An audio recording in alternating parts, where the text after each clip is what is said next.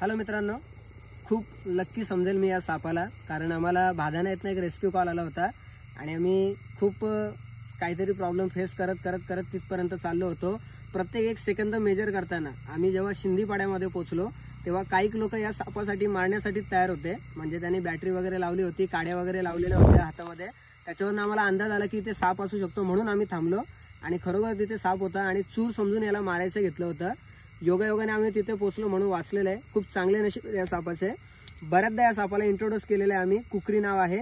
चूर आणि मण्याराच्या अंगावरती सफेद पट्टे असतात, याच्या अंगावरती काळ्या पट्ट्या आहेत। अजिबात विषारी साप नाहीये, तोंडाला हात लागला तरी पण चावत नाही, एवढा शांत साप आहे। बऱ्याचदा बोललेलो आहे मी आणि खूप चांगली साईज आहे। एवढ्या मोठ्या आकाराची कुकरी लवकर भेटत नाहीये। तर मित्रांनो, माहिती घेत जा। आणि त्यांच्याकडे माझा नंबर सुद्धा होता, इन्स्टावरनच मिळाला होता, पण ते म्हणाले की तुम्ही कधी एवढे लांब आले असते। तर मित्रांनो, एवढं लक्षात घ्या, कधी येऊ फक्त कॉल करत जा। रिलीज करूया त्याला आपण आता।